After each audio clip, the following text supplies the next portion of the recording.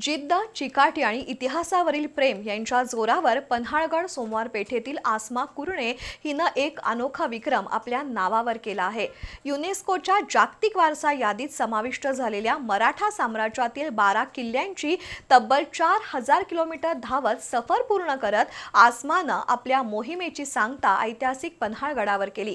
तिच्या या कार्याचा पन्हाळकरांच्या वतीनं गौरव करण्यात आला। पन्हाळगड सोमवार पेठेतील आसमा कुरणे हिनं छत्रपती शिवाजी महाराजांचा इतिहास आणि मराठा साम्राज्याचा गौरव जगभर पोचावा या उद्देशानं एक आगळी वेगळी मोहीम हाती घेतली होती। जिजामाता जयंती दिनी सिंधुदुर्ग किल्ल्यापासून सुरू झालेल्या या मोहिमेत तिनं युनेस्कोच्या जागतिक वारसा यादीत समाविष्ट झालेल्या 12 गड किल्ल्यांना धावत भेट दिली।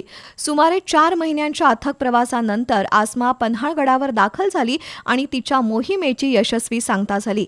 या प्रवासात तिनं तब्बल 4000 किलोमीटरचं अंतर धावत पूर्ण केलंय। मोहिमेच्या सुरुवातीला टायफॉइड सारख्या आजाराचा सामना तिला करावा लागला, मात्र प्रतिकूल परिस्थितीवर मात करत तिनं पुन्हा नव्या जोमानं धाव सुरू ठेवली। पन्हाळगडावरील बाजीप्रभू देशपांडे पुतळा परिसरात तिचं जल्लोषात स्वागत करण्यात आलं।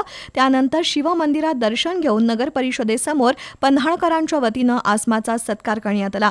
आसमासोबत धावलेल्या निहाल नदाफ आणि पृथ्वीराज संगपाळ यांचाही गौरव करण्यात आला। छत्रपती शिवाजी महाराजांनी रडायला नाही तर लढायला शिकवलंय असा प्रेरणादायी संदेश देत आसमानं युवकांना इतिहासाशी जोडण्याचं आवाहन केलंय।